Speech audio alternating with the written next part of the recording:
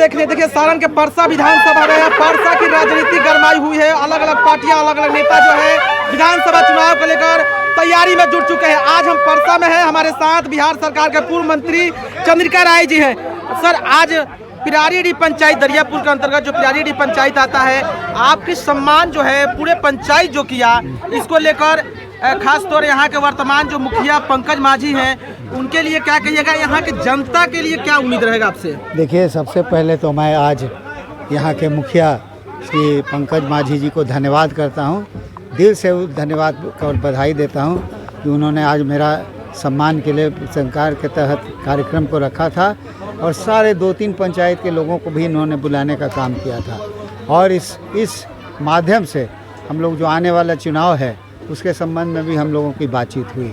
सारे लोगों ने बताने का काम किया कि किस तरह से नीतीश कुमार की सरकार ने किस तरह से गरीबों का उत्थान करने का काम किया, महिलाओं का उत्थान कर गरीब कमज़ोर जाति के लोगों को आगे बढ़ाने का काम किया, किस तरह से उनके स्वास्थ्य के लेकर के चिंतित रहे, किस तरह से सड़कों का जाल फैलाए, कैसे बिजली की व्यवस्था करने का काम किया। इन सब बातों की चर्चा हुई और लोकल बातों की भी चर्चा हुई।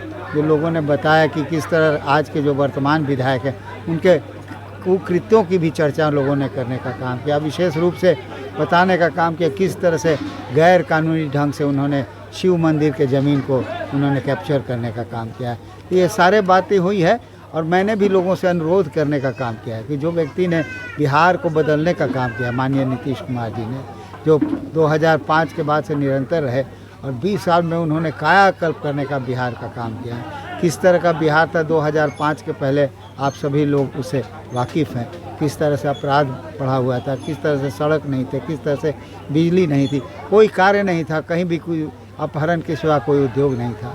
तो उन सब चीज़ों से, उस दलदल से हमारे मुख्यमंत्री जी ने निकालने का काम किया, बिहार को आगे बढ़ाने का। इन्हीं सब चीज़ों की चर्चा हो। ये जो चुनाव के पहले वाली स्थिति रहती है उसमें ये सब बातें होती रहती है। सर, परसा की अगर बात किया जाए तो क्या परसा में इस बार जो चुनाव होगा विधानसभा का, तो क्या मंदिर के नाम पर लोग वोट करेंगे या विकास के नाम पर? नहीं, विकास के नाम पर तो वोट होगा ही, मगर जो यहाँ की लोकल समस्या है, जो लोकल लोगों में आक्रोश पैदा हुआ है, जो मंदिर के ज़मीन को लेकर के जिस तरह से गैर कानूनी ढंग से और लोगों के मानसिकता पर प्रहार करके जो शिव मंदिर का ज़मीन लिखवाने का काम किया, वो भी एक मुद्दा रहेगा। मुद्दा तो विकास का है ही और हमेशा रहेगा। और जिस तरह से हमारे मुख्यमंत्री जी ने विकास करने का काम किया है और आज साथ साथ प्रधानमंत्री की जो प्रेम की बारिश हो रही है, सैकड़ों, हजारों करोड़, लाखों करोड़ रुपया बिहार को दिया जा रहा है ताकि पिछड़ा बिहार अन्य राज्यों के तुलना में आगे बढ़ने का काम करे। उन सब चीज़ों को ध्यान में रखते हुए हमारी जनता वोट करेगी और मुझे आशा ही नहीं, पूर्ण विश्वास है कि हम लोग की जो मंशा है कि 225 सीट जीते, निश्चित रूप से हम लोग इसमें सफल होने का काम करें। लेकिन विधायक जी, तो वर्तमान विधायक जी कहते हैं कि अगर हम लिए हैं तो देने के लिए भी हम तैयार हैं। देखिए, जिसका है ही नहीं वो देगा क्या?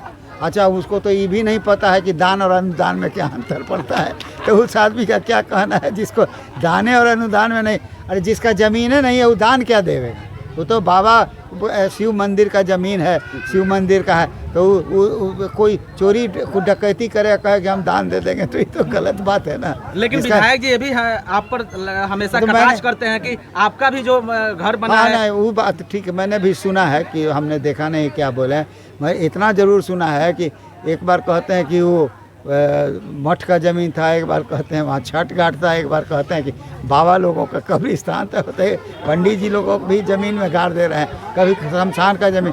मैं तो वहाँ 5-6 साल से वहाँ रह रहा हूँ, आज तक एक व्यक्ति ने भी, वहाँ के किसी व्यक्ति ने हमको ये नहीं बताने का काम किया है कि आपने गलत काम किया है।